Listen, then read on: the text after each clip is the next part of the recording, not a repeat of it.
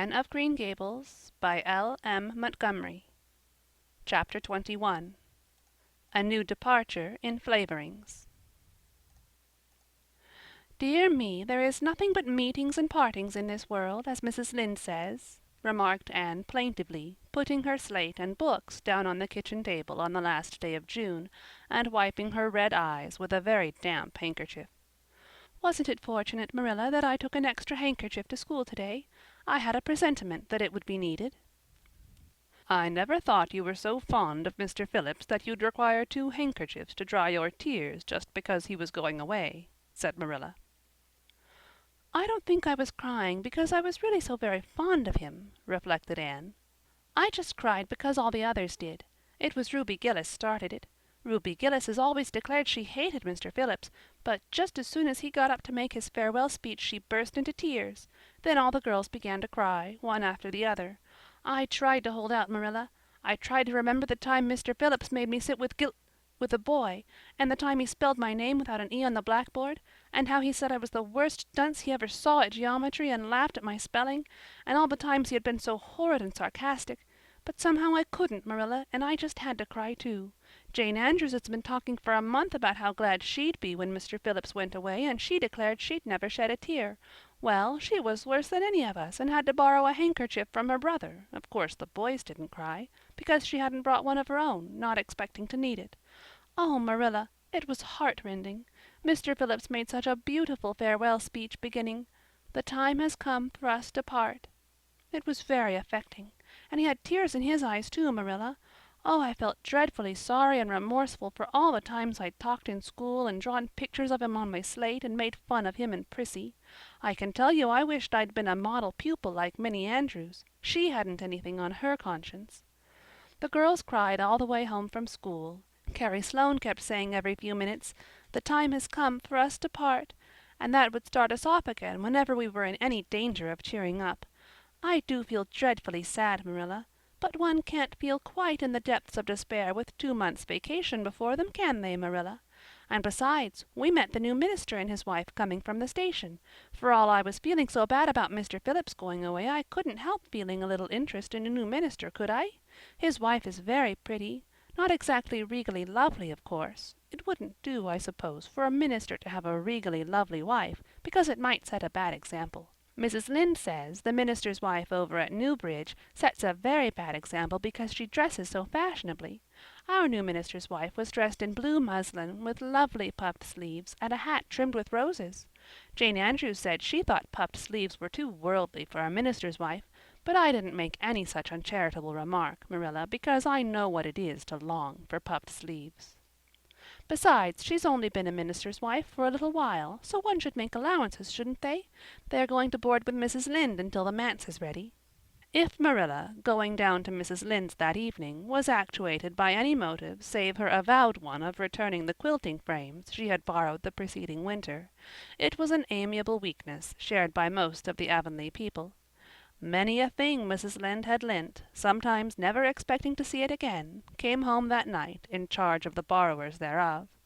A new minister, and moreover a minister with a wife, was a lawful object of curiosity in a quiet little country settlement, where sensations were few and far between. Old Mr. Bentley, the minister whom Anne had found lacking in imagination, had been pastor of Avonlea for 18 years. He was a widower when he came, and a widower he remained, despite the fact that gossip regularly married him to this, that, or the other one, every year of his sojourn. In the preceding February he had resigned his charge and departed amid the regrets of his people, most of whom had the affection born of long intercourse for their good old minister, in spite of his shortcomings as an orator.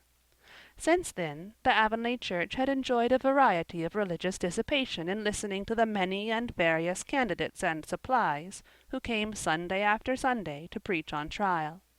These stood or fell by the judgment of the fathers and mothers in Israel, but a certain small, red-haired girl who sat meekly in the corner of the old Cuthbert pew also had her opinions about them, and discussed the same in full with Matthew, Marilla always declining from principle to criticize ministers in any shape or form.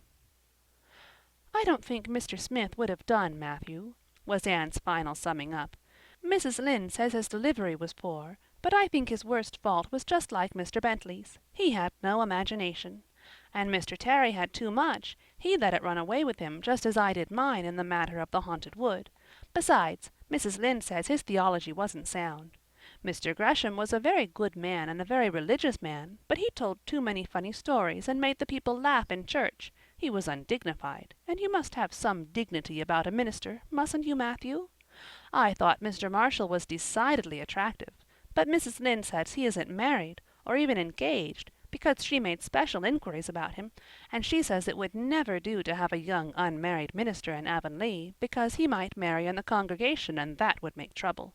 Mrs. Lynde is a very far-seeing woman, isn't she, Matthew?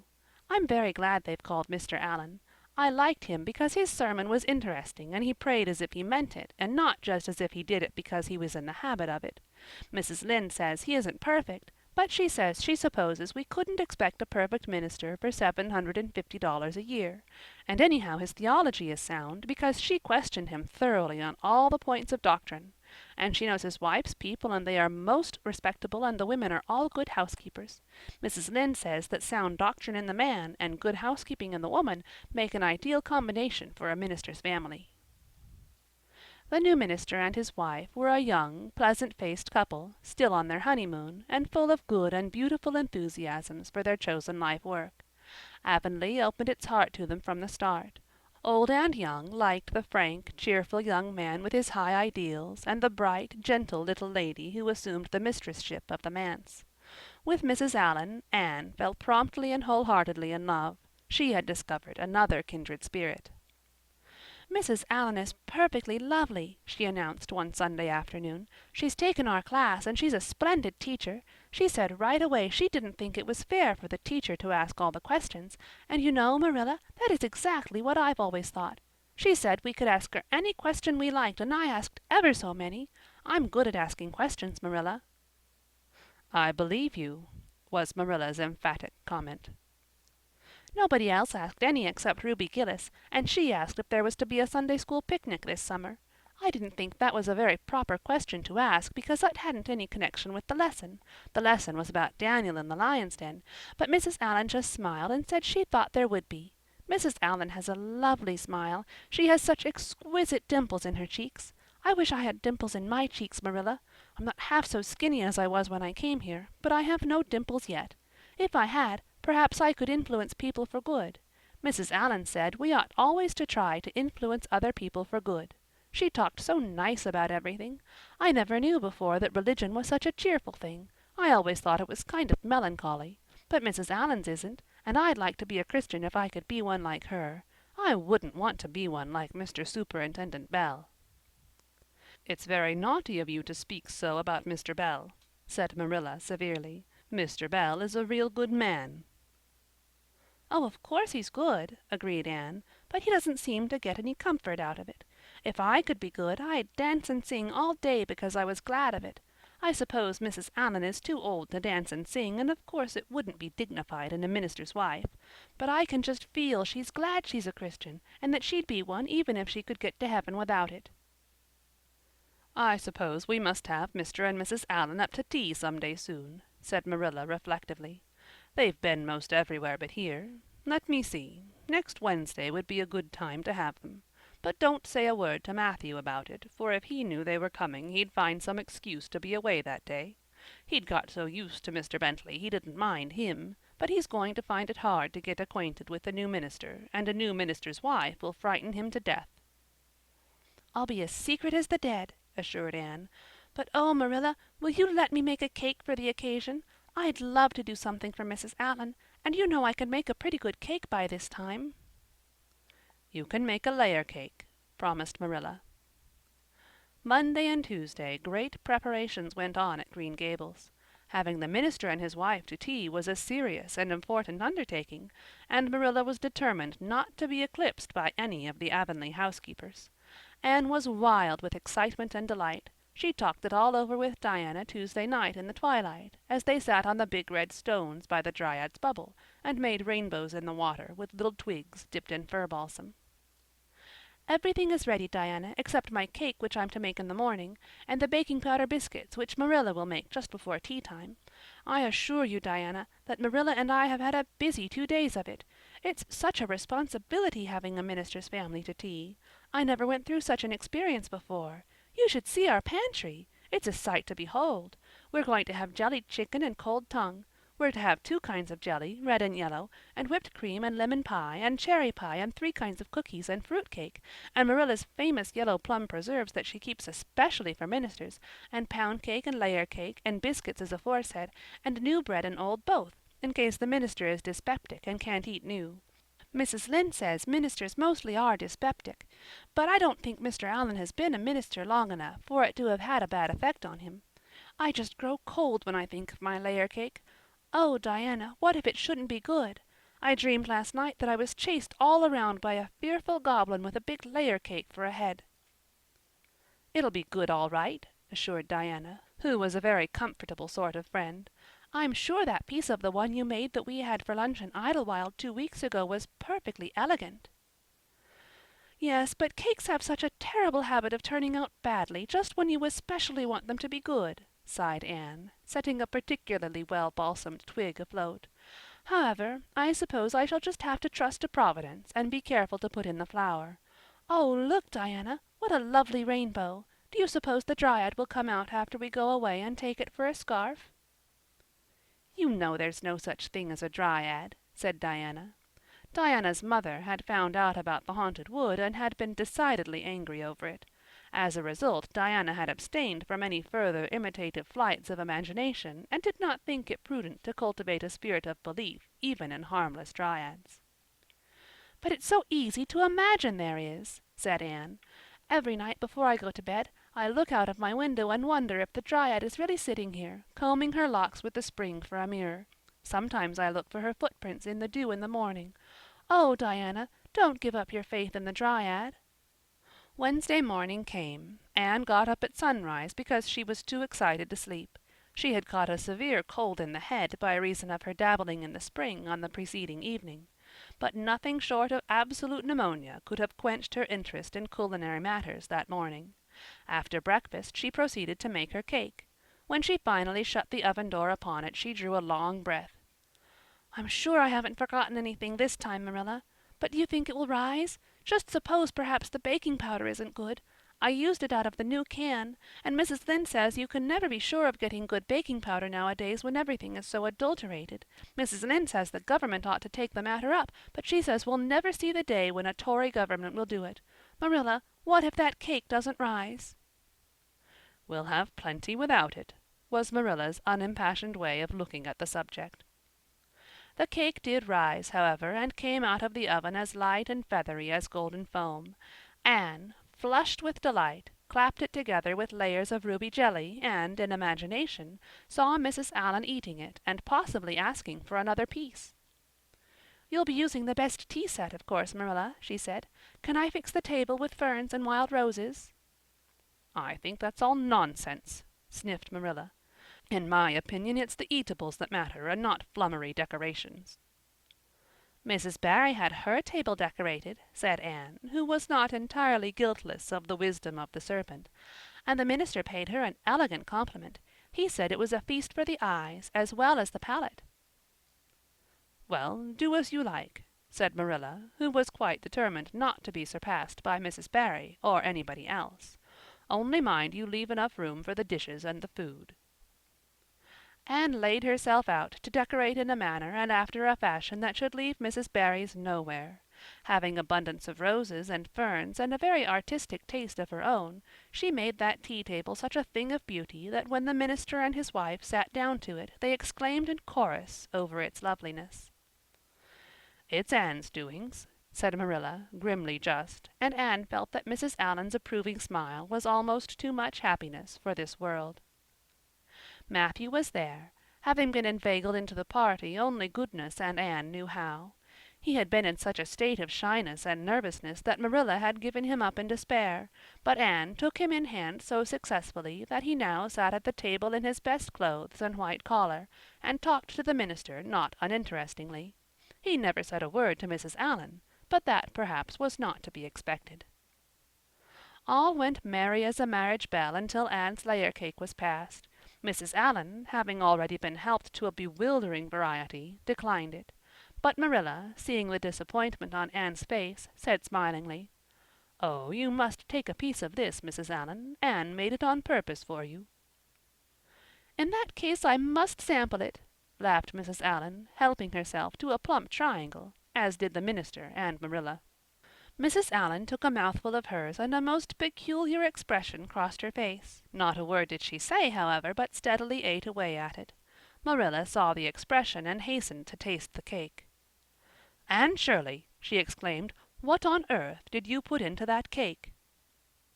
"Nothing but what the recipe said, Marilla," cried Anne with a look of anguish. "Oh, isn't it all right?" "All right? It's simply horrible. Mrs. Allan, don't try to eat it.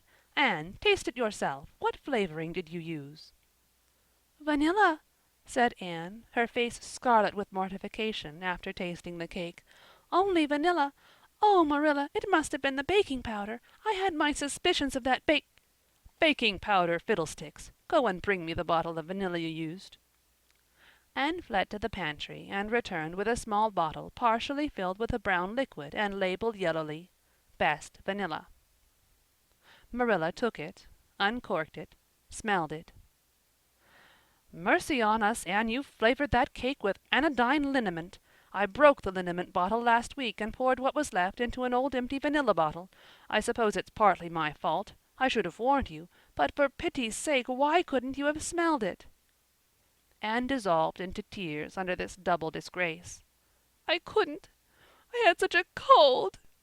And with this she fairly fled to the gable chamber, where she cast herself on the bed and wept as one who refuses to be comforted. Presently a light step sounded on the stairs and somebody entered the room. "Oh, Marilla," sobbed Anne, without looking up, "I'm disgraced forever. I shall never be able to live this down. It will get out. Things always do get out in Avonlea. Diana will ask me how my cake turned out and I shall have to tell her the truth. I shall always be pointed at as the girl who flavored a cake with anodyne liniment.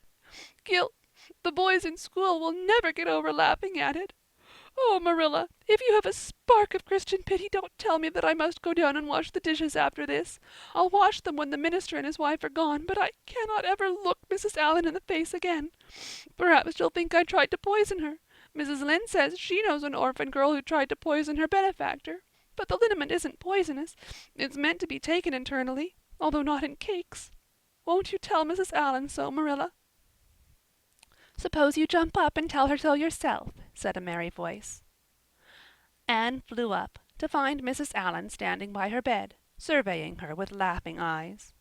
"My dear little girl, you mustn't cry like this," she said, genuinely disturbed by Anne's tragic face. "Why, it's all just a funny mistake that anybody might make." "Oh, no, it takes me to make such a mistake," said Anne forlornly. "And I wanted to have that cake so nice for you, Mrs. Allan." "Yes, I know, dear, and I assure you I appreciate your kindness and thoughtfulness just as much as if it had turned out all right. Now you mustn't cry any more, but come down with me and show me your flower garden. Miss Cuthbert tells me you have a little plot all your own. I want to see it, for I'm very much interested in flowers." Anne permitted herself to be led down and comforted, reflecting that it was really providential that Mrs. Allan was a kindred spirit. Nothing more was said about the liniment cake, and when the guests went away Anne found that she had enjoyed the evening more than could have been expected, considering that terrible incident. Nevertheless, she sighed deeply. "Marilla, isn't it nice to think that tomorrow is a new day with no mistakes in it yet?" "I'll warrant you'll make plenty in it," said Marilla. "I never saw your beat for making mistakes, Anne." "Yes, and well I know it," admitted Anne mournfully. "But have you ever noticed one encouraging thing about me, Marilla? I never make the same mistake twice." "I don't know as that's much benefit when you're always making new ones." "Oh, don't you see, Marilla? There must be a limit to the mistakes one person can make, and when I get to the end of them, then I'll be through with them. That's a very comforting thought." "Well, you'd better go and give that cake to the pigs," said Marilla. "It isn't fit for any human to eat, not even Jerry Buote." Chapter Chapter 22 Anne is invited out to tea. "And what are your eyes popping out of your head about now?" asked Marilla, when Anne had just come in from a run to the post office. "Have you discovered another kindred spirit?" Excitement hung around Anne like a garment, shone in her eyes, kindled in every feature. She had come dancing up the lane like a wind-blown sprite through the mellow sunshine and lazy shadows of the August evening. "No, Marilla, but oh, what do you think? I am invited to tea at the manse tomorrow afternoon. Mrs. Allan left a letter for me at the post office. Just look at it, Marilla. Miss Anne Shirley, Green Gables. That is the first time I was ever called Miss. Such a thrill as it gave me.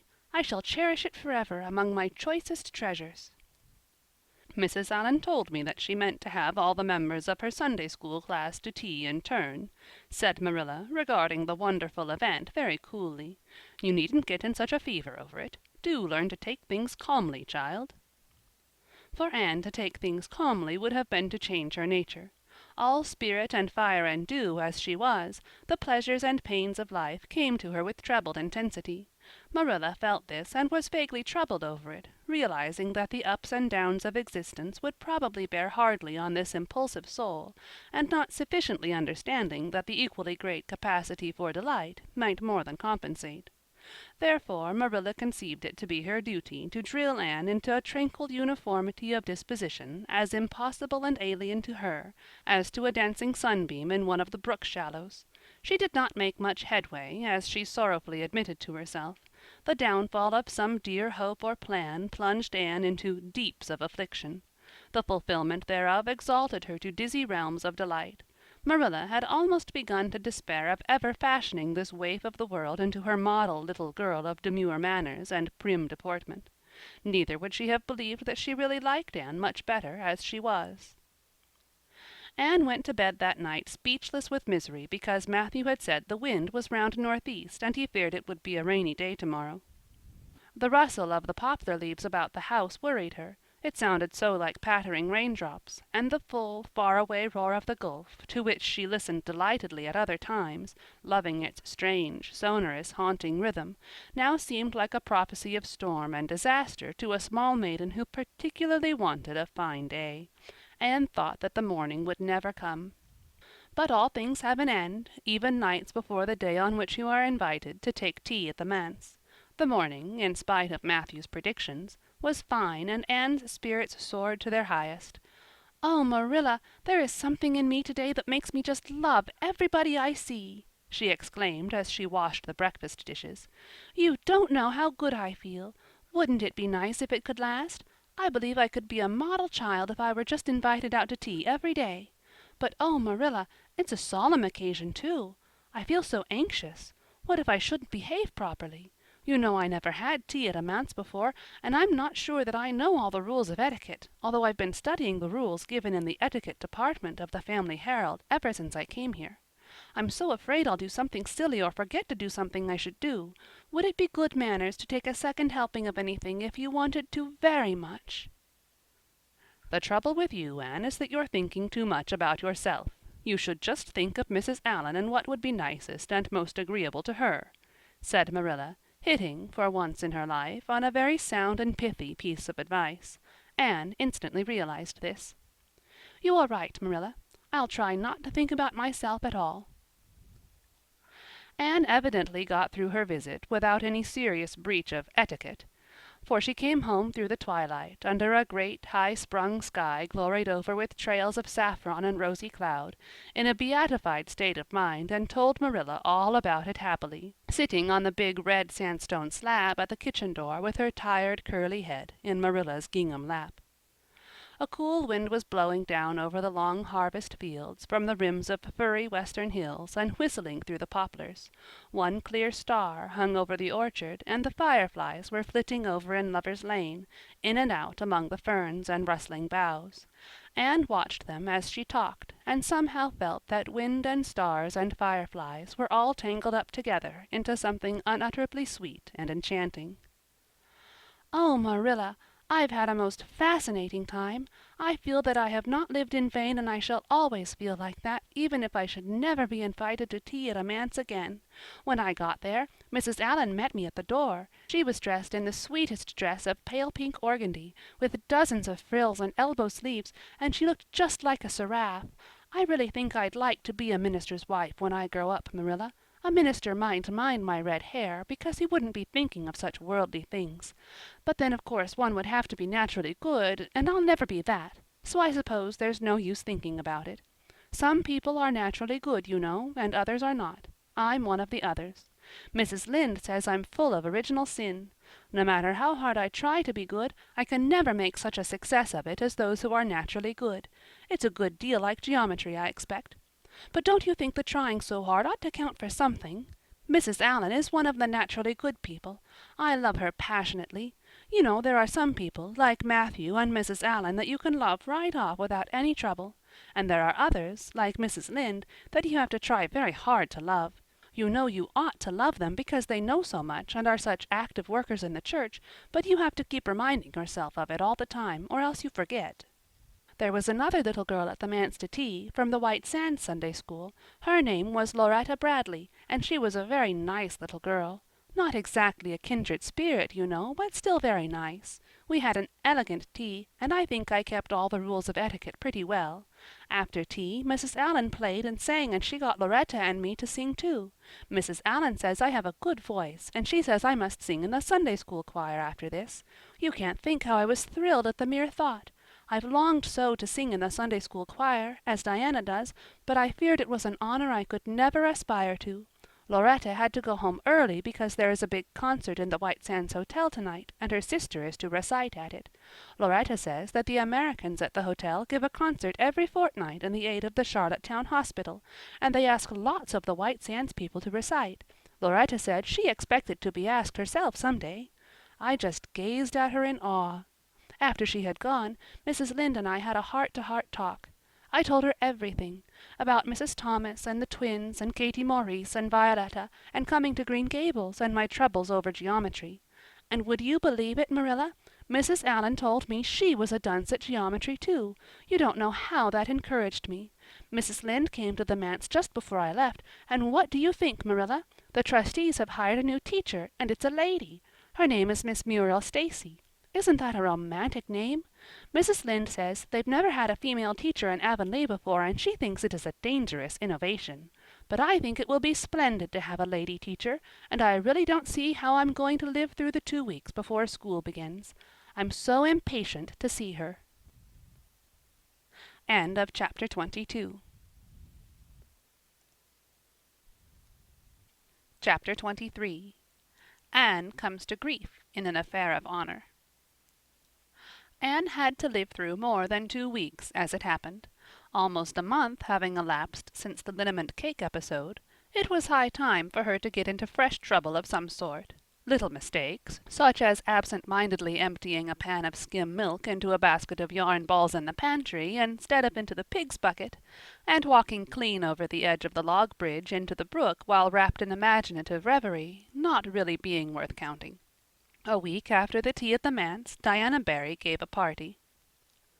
"Small and select," Anne assured Marilla. "Just the girls in our class." They had a very good time, and nothing untoward happened until after tea, when they found themselves in the Barry garden, a little tired of all their games and ripe for any enticing form of mischief which might present itself. This presently took the form of daring. Daring was the fashionable amusement among the Avonlea small fry just then. It had begun among the boys, but soon spread to the girls, and all the silly things that were done in Avonlea that summer because the doers thereof were dared to do them, would fill a book by themselves.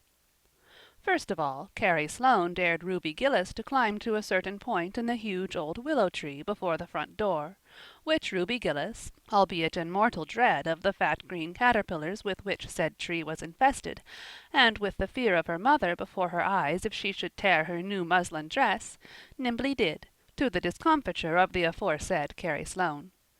Then Josie Pye dared Jane Andrews to hop on her left leg around the garden without stopping once or putting her right foot to the ground, which Jane Andrews gamely tried to do, but gave out at the third corner and had to confess herself defeated.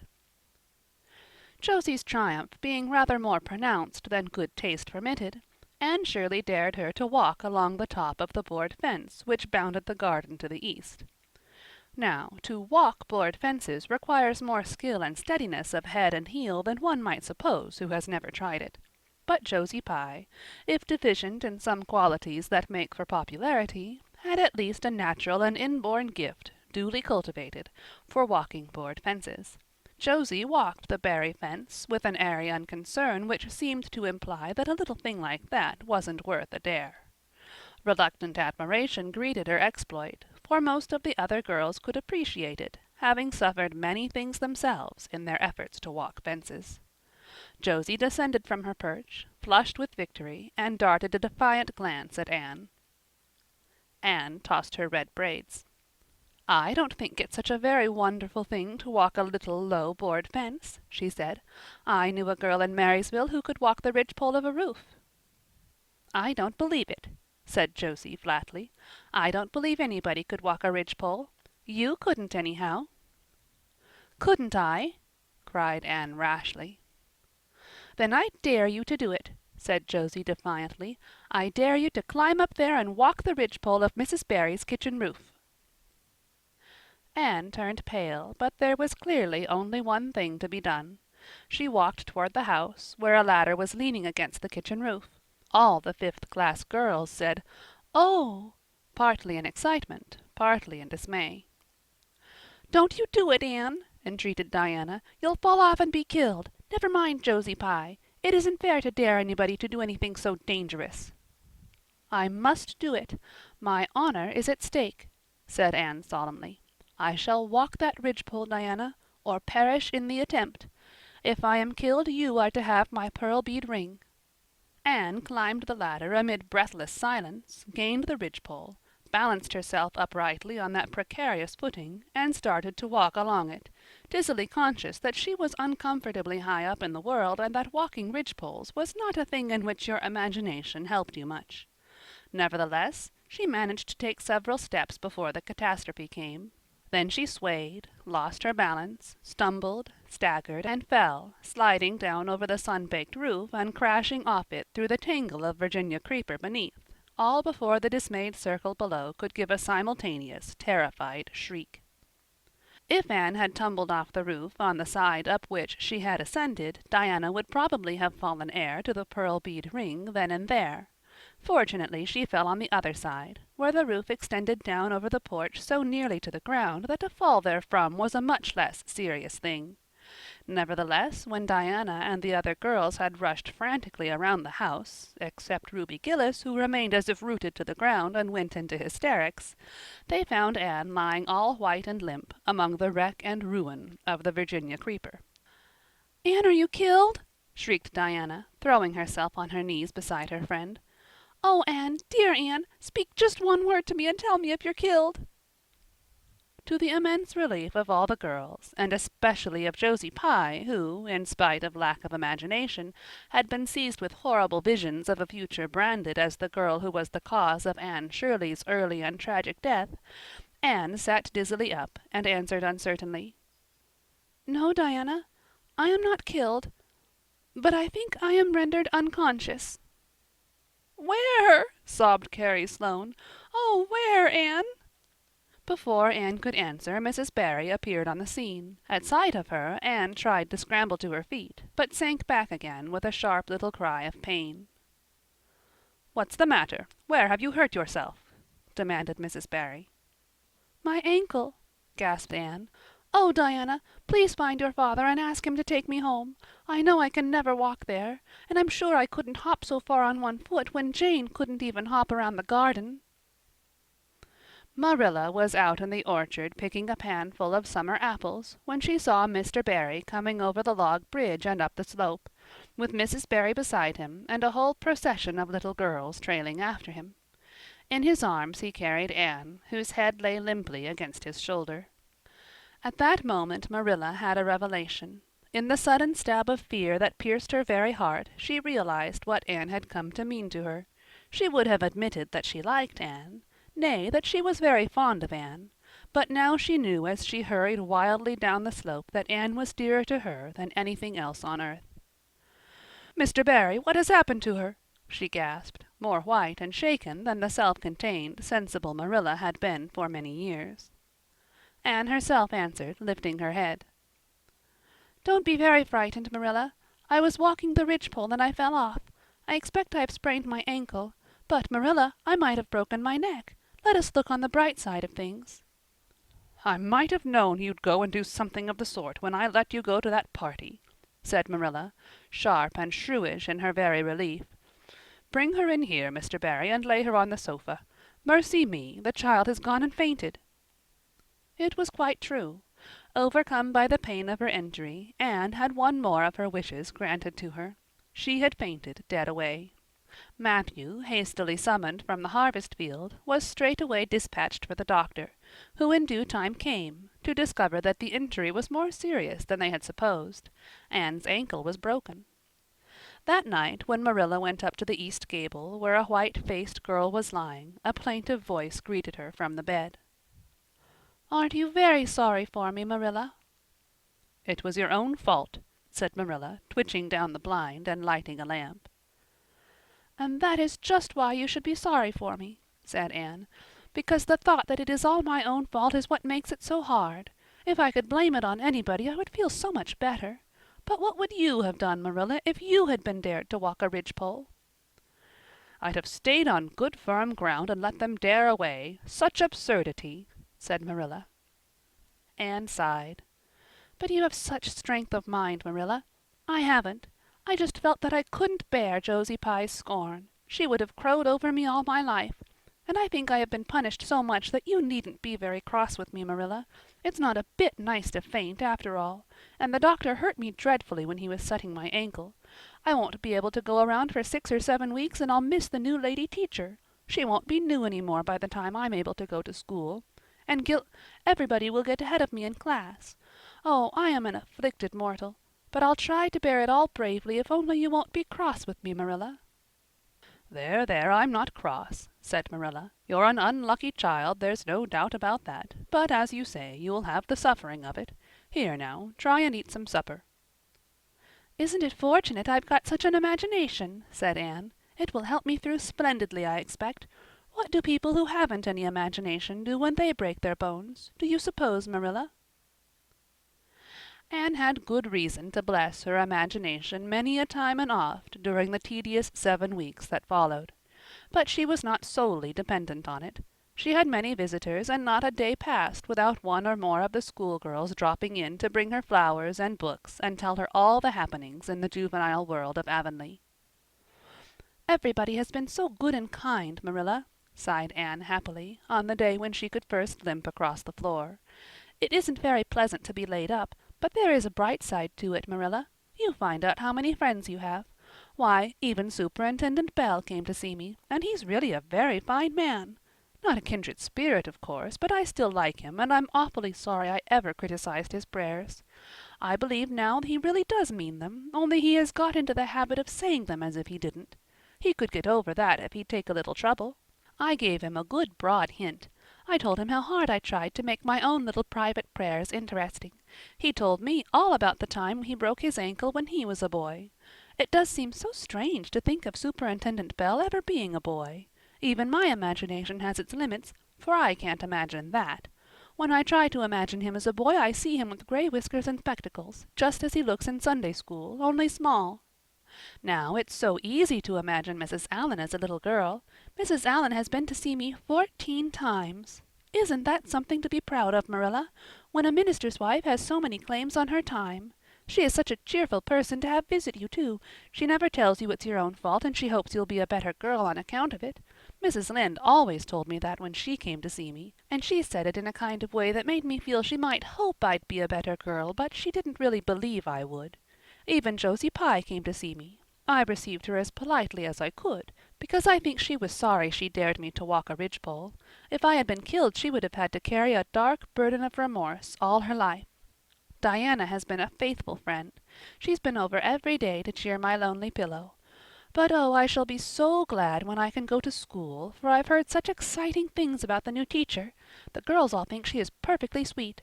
Diana says she has the loveliest fair curly hair and such fascinating eyes. She dresses beautifully, and her sleeve puffs are bigger than anybody else's in Avonlea. Every other Friday afternoon she has recitations, and everybody has to say a piece or take part in a dialogue. Oh, it's just glorious to think of it. Josie Pye says she hates it, but that is just because Josie has so little imagination. Diana and Ruby Gillis and Jane Andrews are preparing a dialogue called A Morning Visit for next Friday. And the Friday afternoons they don't have recitations, Miss Stacy takes them all to the woods for a field day, and they study ferns and flowers and birds. And they have physical culture exercises every morning and evening. Mrs. Lynde says she never heard of such goings-on, and it all comes of having a lady teacher. But I think it must be splendid, and I believe I shall find that Miss Stacy is a kindred spirit. "There's one thing plain to be seen, Anne," said Marilla, "and that is that your fall off the Barry roof hasn't injured your tongue at all." End of chapter 23. Chapter 24. Miss Stacy and her pupils get up a concert. It was October again when Anne was ready to go back to school, a glorious October, all red and gold, with mellow mornings when the valleys were filled with delicate mists, as if the spirit of autumn had poured them in for the sun to drain, amethyst, pearl, silver, rose, and smoke blue. The dews were so heavy that the fields glistened like cloth of silver, and there were such heaps of rustling leaves in the hollows of many-stemmed woods to run crisply through. The birch path was a canopy of yellow, and the ferns were sere and brown all along it. There was a tang in the very air that inspired the hearts of small maidens tripping, unlike snails, swiftly and willingly to school, and it was jolly to be back again at the little brown desk beside Diana, with Ruby Gillis nodding across the aisle, and Carrie Sloane sending up notes, and Julia Bell passing a chew of gum down from the back seat. Anne drew a long breath of happiness as she sharpened her pencil and arranged her picture cards in her desk. Life was certainly very interesting. In the new teacher she found another true and helpful friend. Miss Stacy was a bright, sympathetic young woman with the happy gift of winning and holding the affections of her pupils, and bringing out the best that was in them mentally and morally. Anne expanded like a flower under this wholesome influence, and carried home to the admiring Matthew and the critical Marilla glowing accounts of schoolwork and aims. "I love Miss Stacy with my whole heart, Marilla. She is so ladylike, and she has such a sweet voice. When she pronounces my name, I feel instinctively that she's spelling it with an E. We had recitations this afternoon. I just wish you could have been there to hear me recite Mary, Queen of Scots. I just put my whole soul into it.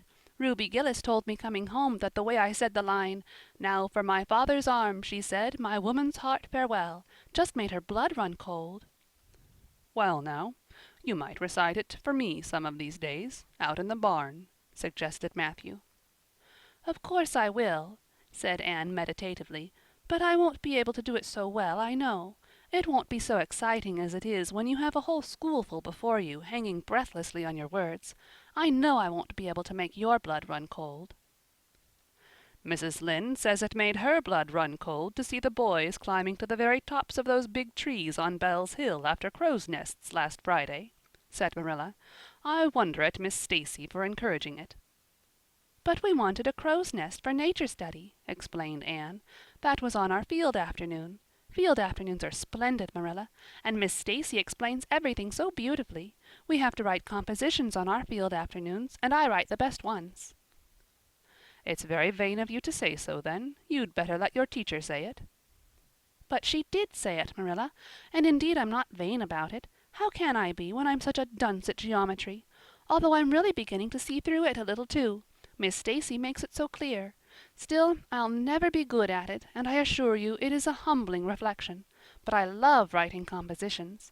Mostly Miss Stacy lets us choose our own subjects, but next week we are to write a composition on some remarkable person. It's hard to choose among so many remarkable people who have lived. Mustn't it be splendid to be remarkable and have compositions written about you after you're dead? Oh, I would dearly love to be remarkable. I think when I grow up I'll be a trained nurse and go with the Red Crosses to the field of battle as a messenger of mercy. That is, if I don't go out as a foreign missionary. That would be very romantic, but one would have to be very good to be a missionary, and that would be a stumbling block.